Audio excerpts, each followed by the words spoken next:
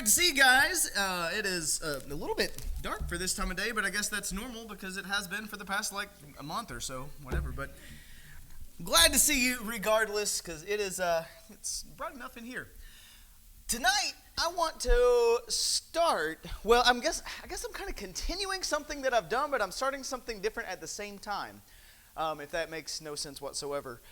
We've been looking at some of the aspects of home and family life. We've focused on marriage a lot in the past several months. And really, when we're looking at the family unit, this is like, I don't know, we could call it God's training ground for what it's like in the real world. And not saying that our homes aren't the real world, but it's different. And I think there's a lot that we can learn inside of our own homes and how this works, so that we can be better suited to serve the Lord. And so we're looking at some home and family lessons. That's one of the most generic series titles you can have. But it is, and that's what we're going to be doing. Tonight, actually, I want to kind of lay some groundwork for some upcoming lessons, and that's my goal with this. And tonight, the lesson title is Parenting on Purpose. Because, parenting is a thing that it doesn't just happen. It's something that you have to put a little effort and energy into.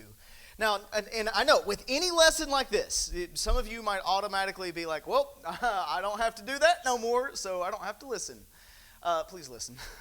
Please pay attention, because there's some things, no matter where we are with this, that we can learn. Maybe one day you might be a parent. Okay, so like focus on that. Maybe you are a child of a parent. Now, I will give you a special caveat for that. If you're a child and you're looking at how your parents are parenting you, and you're hearing some of this stuff tonight, and you're like, oh, they're not doing that, don't focus too much on that aspect of it.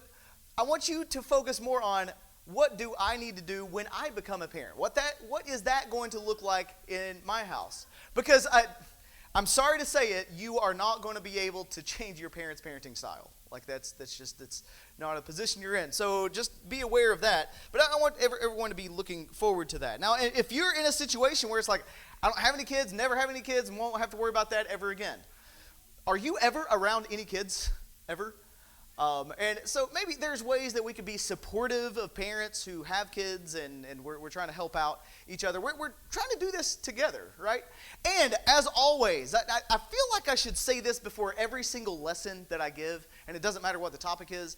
Please know, I fully, wholeheartedly realize I'm no expert, really, in any area of anything ever. And so if I'm saying something, I don't want you to think, oh, he's up there speaking like he's got it all together. I guarantee you I do not. I don't know how many times.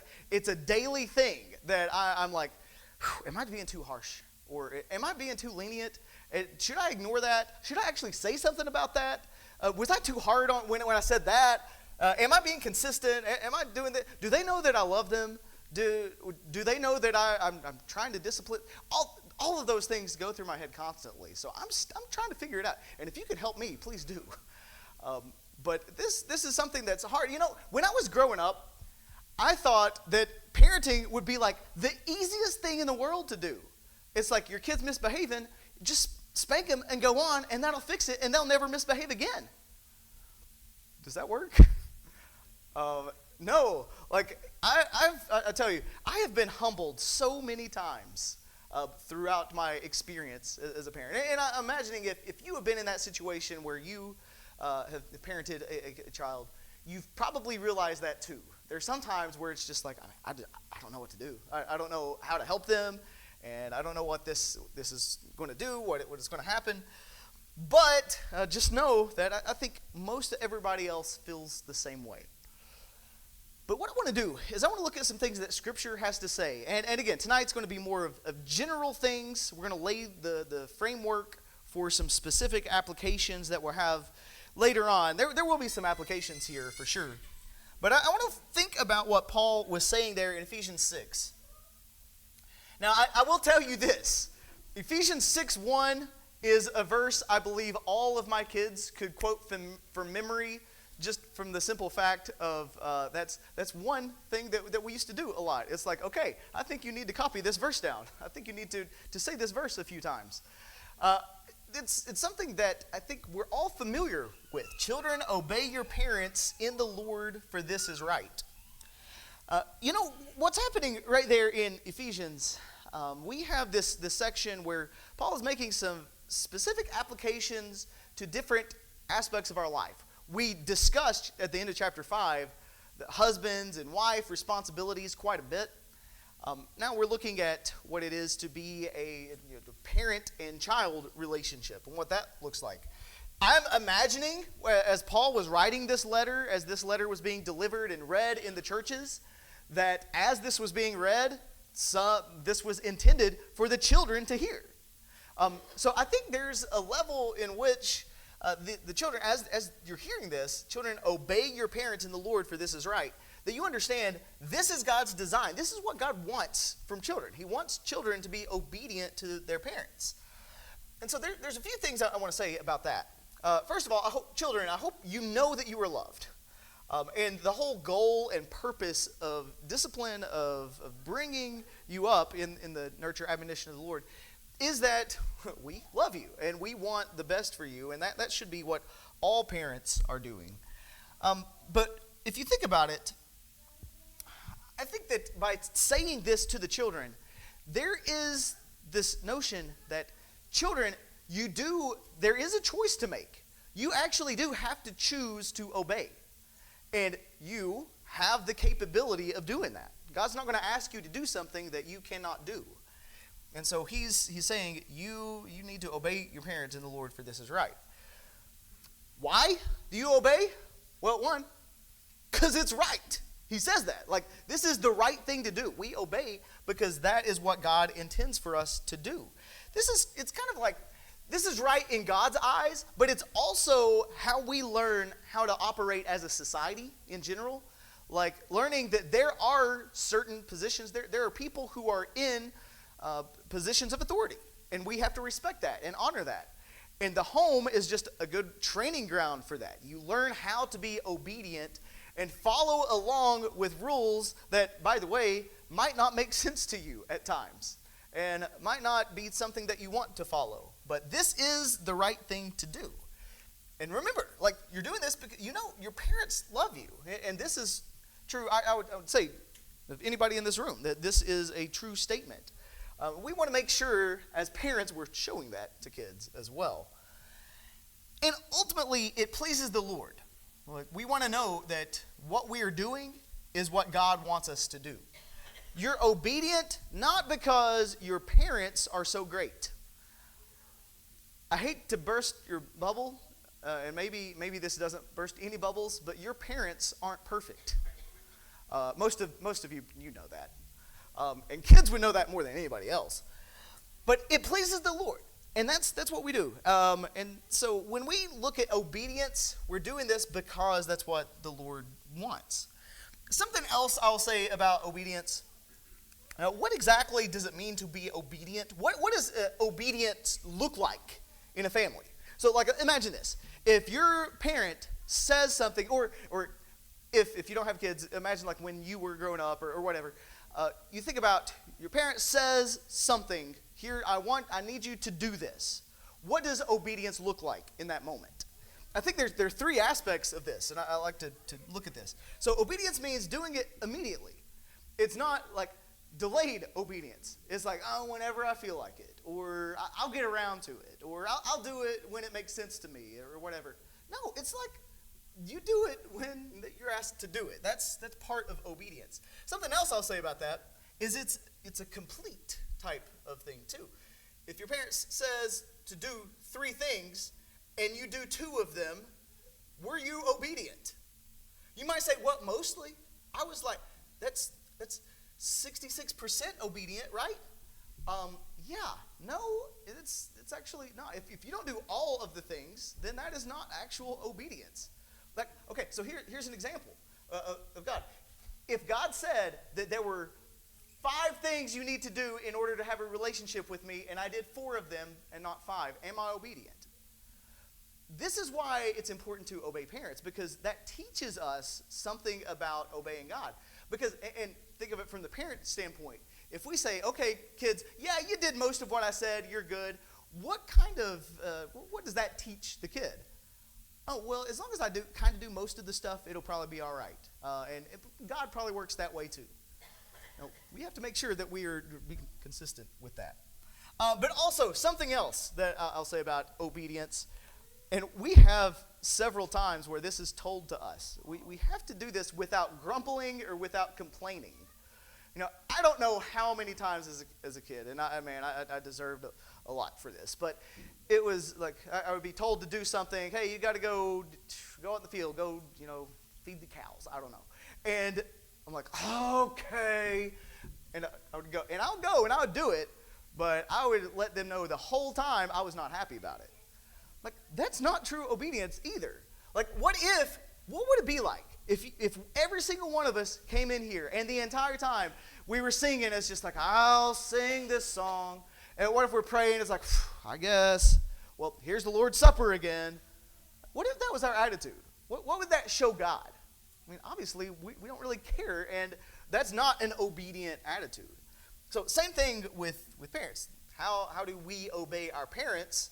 Well, we obey immediately, we obey completely, and without complaining. I will say, and in future lessons we can talk about this a little bit.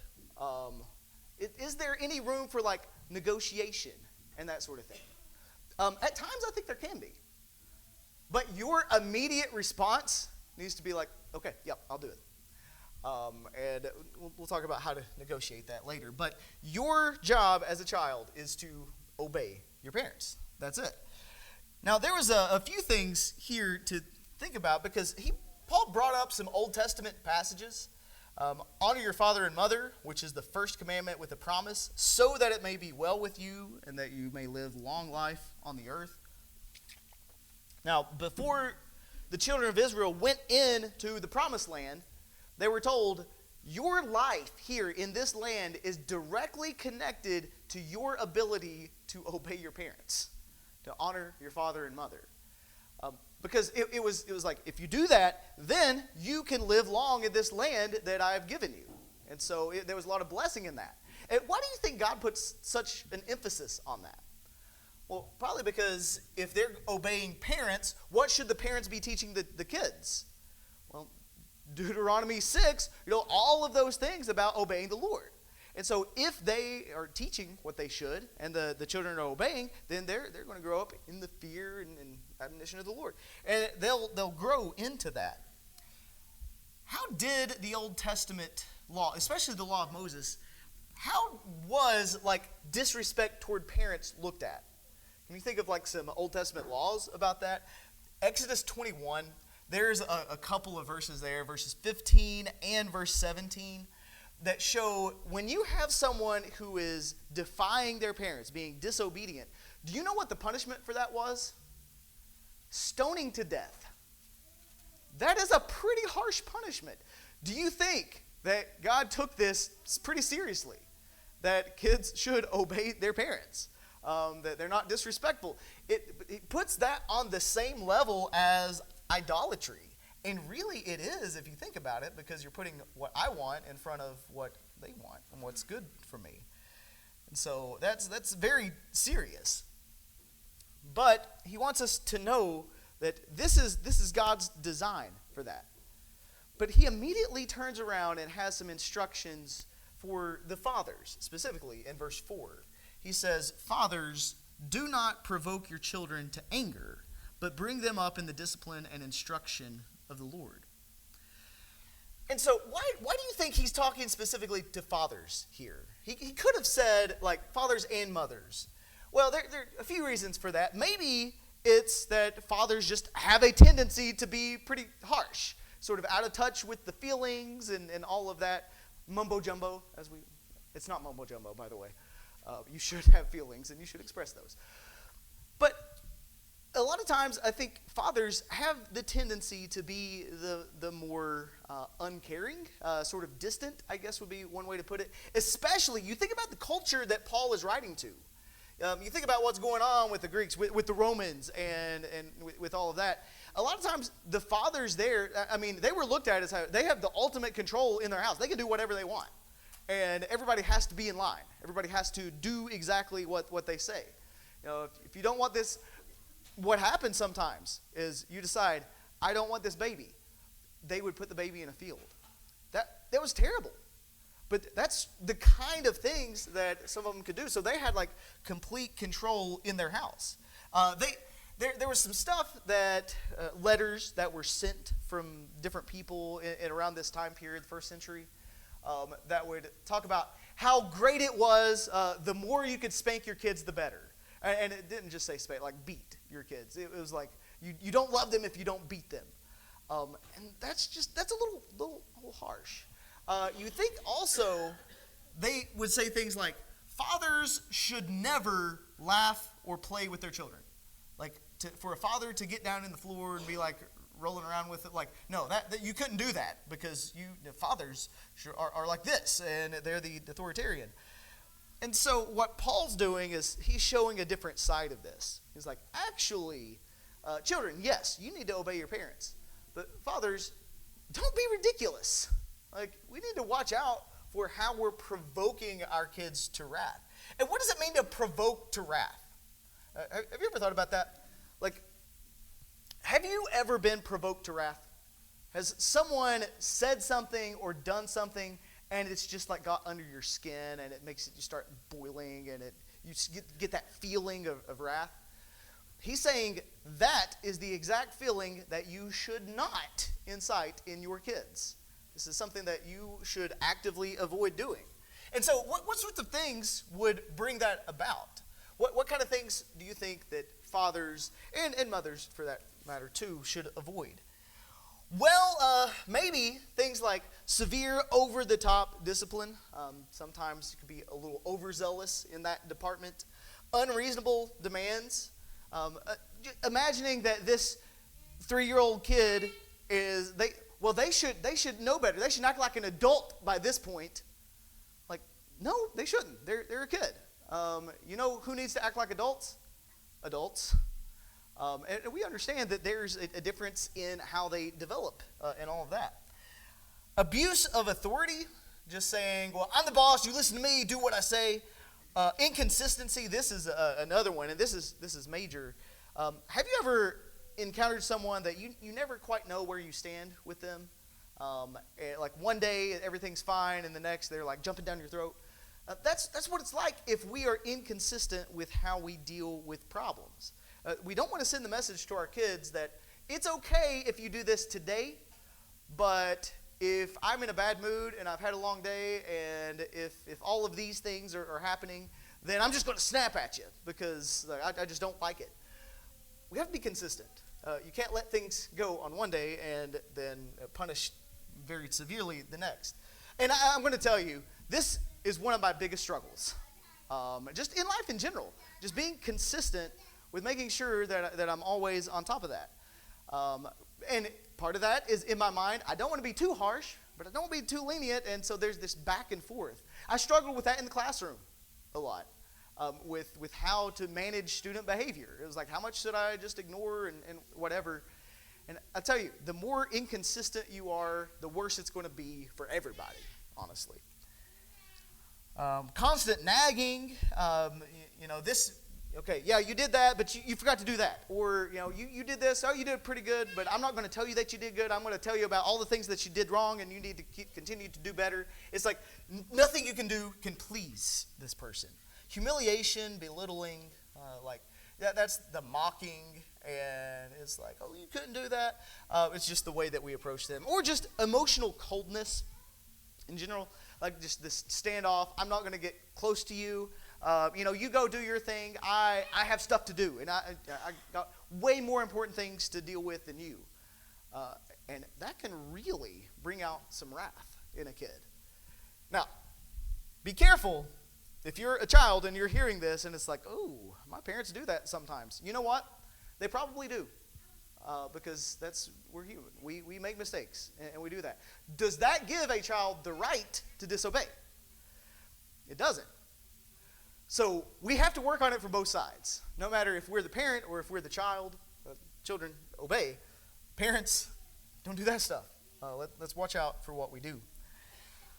He says instead of that, do not provoke your children to anger. Again, like we always do. When we have one thing that he says don't do, you know what he immediately follows it up with? Do this instead. So he says, bring them up. And that phrase, bring them up, is the same phrase as chapter 5, verse 29, when he says that we are nourished. In 5:29, no one hated his own flesh, but nourishes it and cherishes it, just as Christ also does the church. So really, parenting is meant to reflect Christ's tenderness, how he approaches us. Because think about this. Jesus, in saving us, how did he do that? Did he, like, from heaven issue a decree that freed us? That's not what Jesus did. He came to the earth to live his life as a sacrifice to guide us into the truth. And he did that in a way that nourishes and cherishes. It was something that caused us to have a relationship with him. He had compassion, and we see that. And that is the exact kind of attitude we need to have as parents as we are looking at how to develop our children, that we are trying to bring them up like that. And they say, and he says there in verse 4, chapter 6, verse 4, bring them up in the discipline and instruction of the Lord. Some of your versions might say, like, nurture, admonition, some of those different phrases. But do you know, like, basically what those words mean? Like, what would discipline mean? Well, in the Greek, it's like paideia or something. That probably doesn't help you at all. But just to tell you, it's not just the punishment aspect of that. Discipline can be punishment, and discipline involves punishment for sure. But there are other things that are involved as well. It's kind of like the whole training environment. If you remember when Brett Hoagland was here and did the church discipline, some of his first lessons, do you remember the things that he said about what discipline, what the church was supposed to do, what church discipline actually involved? It wasn't just the corrective discipline when someone's out of line, but it's the whole, like, instruction. Part of discipline is the classes that we have, the preaching that we have, the Bible reading plans that we have, all of the things that we set in place to bring people closer to the Lord. So discipline isn't just get in line. It's also, here's what you need to do. Here are the things that would be helpful for you in your life. Hebrews 12, 5 through 11 is filled with that word. You see that word constantly. And you see it in different aspects. You see, and most of that is talking about the discipline of the Lord. So you can read through that and see how the Lord disciplines us. Now, he does mention in that passage that he scourges us. That's like a very, like, painful process. So discipline involves that. But what is his goal with that? To bring us to be sons, so that we can grow and we can do the right thing. Some of the older versions might use something like chastising or something along those lines. That's what this is. So it's not just punishment, but it's this whole training environment there. It's modeling self-control and respect. And it's being a good example so they can see that. Creating a home culture that is godly. Just like as for me and my house, we're going to serve the Lord. Like, that is just what our house is built on. That's the foundation. We're going to set healthy boundaries. This is what's okay. This is what is not okay. It's going to help shape and mold their character. And we're going to be teaching obedience by example. Because you can't expect the kids, what's that phrase, do as I say, not as I do. Does that work? It never works. I mean, it's like they're going to do what you do. It doesn't matter what you say. And so that's, by the way, side note, sometimes in discipline, we just talk too much. Have you ever experienced that? It's just like, if I could just reason with them, if I could just, like, keep telling them, if I just, like, lecture them, then they'll get it. Is that true? A lot of times, the more that you talk, the more the lecture is just in one ear, out the other. It's like, I'm going to pay more attention to what I see you do than all of the things that you're telling me that you're saying. And so children learn from that. Now, the other word that's used in Ephesians 6:4 is instruction, or nouthesia. And that word in different places, you see like it's a gentle correction. This is more of like the warnings. This is those just here. Don't do this because here's what is going to happen. Like more like forward thinking. And that's involved in all of this as well. And consequences are for sure in there. There is a corrective discipline aspect of that word as well. But it's trying to shape, mold, and guide this child. And that's the goal. That's our goal as parents. That's what we want to try to do.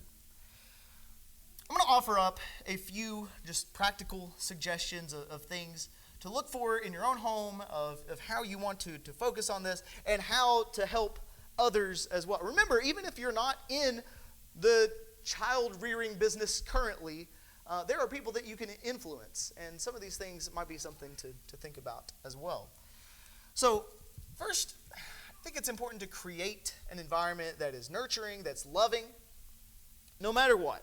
Kids need to know that their parents love them.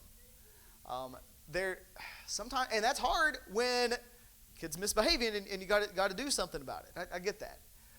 But there has to always be this sense of love, that they know that my parents love me, they're going to take care of me, and they care enough, actually, to discipline me. Kids learn that eventually. They'll get there. Have a few clear rules. Instead of having 8 bajillion rules that it's like you need to do this at this time and this is what you need to do, and having like major consequences for all of them, I've heard a lot of people say something along the lines of, if you can narrow down your rules to a smaller subset and really have clear guidelines about those, then that helps to create a smoother home environment a lot. Now, caveat to that, I know sometimes there's expectations. There's like, when are you going to brush your teeth? And what's that going to look like? And when are you going to get your homework done and all of those things? But when we're talking about rules, it's like those big things that you need to watch out for in your home. And because you have a few clear rules, you're able to clearly define the boundaries of those rules and the consequences. Like, if you do this, this is what will happen. It's not one of those things that you can build the airplane while you're flying it. That's what it feels like a lot of times, by the way, parenting, just in general. But as much as you could anticipate, okay, these are the things that I want to make sure this is rock solid. They need to be so very concerned about this. I'm going to set boundaries, and there's going to be consequences. And if you do this, then here's what the consequence is. And making sure that you're following through with those consistently. Because what damages a kid, I'd say more than most things, is if they hear, oh, if you do this, then this is what's going to happen. And then they do this, and then that doesn't happen. What does that tell the kid? It doesn't matter what I do. Like, okay, you said I had to do that, but nothing happened, so I guess I can do it again. Or, well, you said the same thing about this. I guess that's not really that important either. And so I can start pushing those boundaries as well. And you know what that ends up doing? Changes the way we see all authority in general. It changes the way that we see God. Because, again, you get back to that. I know God said this, and I know this is what he expected, but no, this hasn't been the case in my life in general. Like, every rule that I've had, doesn't really matter if I follow it or not. So we start thinking that about God, and we do not want that for our kids. We absolutely want to stay away from that. I put this one because I've seen it in a lot of places, and I've heard it a lot, and I agree. Never discipline from anger. Now, there's something to say about that as well. We should not discipline because we are angry. We shouldn't discipline from a place of, I got embarrassed in front of my friends, or I got embarrassed out in public, and I'm angry, so I'm going to take it out on you. That's not discipline, by the way. That's not good. Now, there will be times where the kid that has broken the trust, they have broken the rule, and now they have to experience the consequence, and I have to give the consequence. But right now, I'm a little heated. Maybe pray about that. Maybe just take a second to breathe. There is this level of you're not going to be able to be completely just serene all the time. So just know that that's true too. If you say, well, I'm only going to discipline when I'm completely calm, you're never going to discipline. You never will. And so you just have to balance that and just know that our discipline doesn't come from anger, and we're not going to let our emotions get in the way of that. If we have set clear boundaries and guidelines before, they've crossed that line, then we know, okay, well, this is the consequence. And there's no getting around it. And I put reserve severe punishment. I'm thinking like corporal punishment, spankings, that sort of thing, for willful disobedience. I think that, when it comes down to what we want to make sure our kids do or don't do, sometimes our kids are just foolish. There's a lot of foolishness, and Proverbs say a lot about that. But when it comes down to it, if a kid's being foolish and they're being a kid, they spill something because they're a kid, that's not the time to spank them. Probably not. But if they are willfully disobedient, you say, do this, and they say, I am not going to do that. Or they just completely buck up and they're not going to listen to you. That is the time that we're going to say, okay, well, you need punishment for that, because willful disobedience is never okay. And that's how our relationship with God is as well. Like, if God is expecting obedience from us, we never want to be willfully disobedient. And so that's just helping them. And the last thing I want to mention is being intentional. And this is all of the training environment, not just the corrective discipline part, but everything about our kids' lives.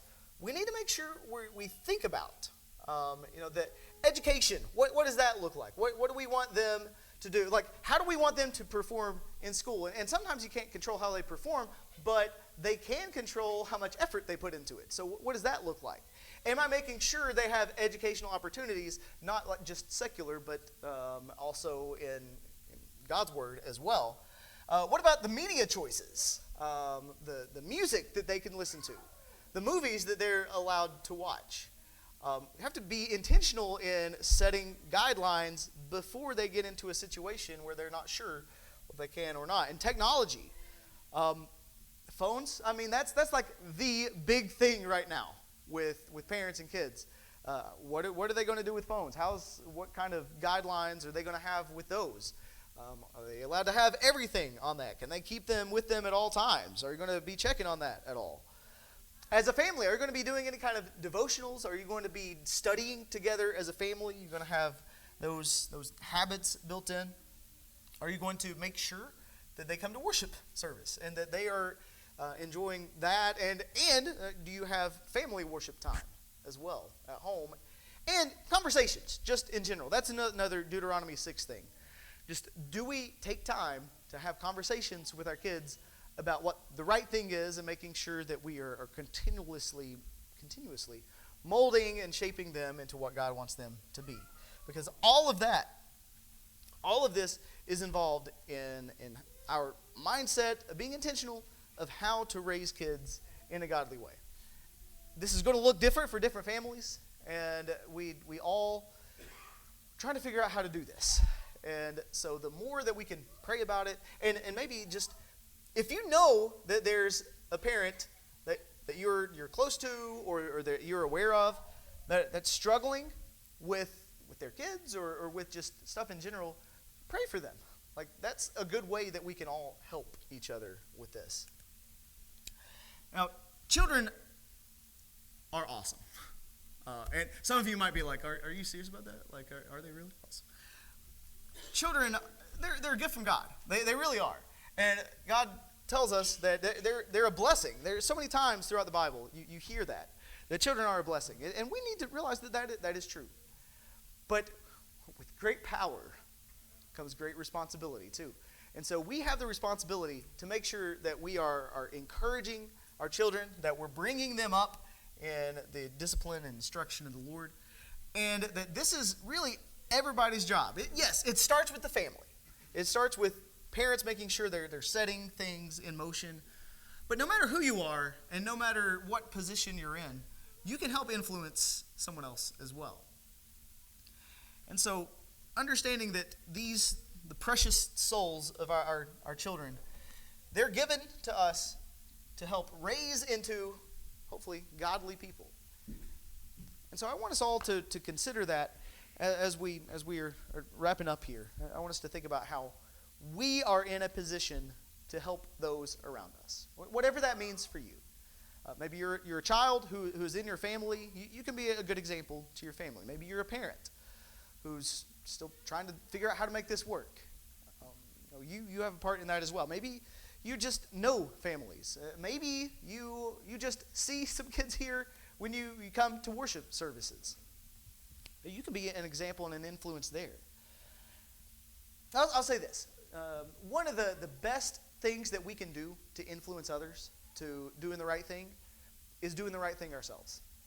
And so if we can follow the Lord, that puts us in a position to be able to be a good example to the people around us. So tonight, if you know that you're not following the Lord, you know that that's not where you are, and you haven't been walking with the Lord, we need to fix that. And that's one of the greatest things that you can do to help others around you as well. And you need that relationship with the Lord as well. So if you need us to help with anything, if you need to put Christ on in baptism, if you need to come back to the Lord and confess Him, whatever you need to do, please come forward as we stand and sing.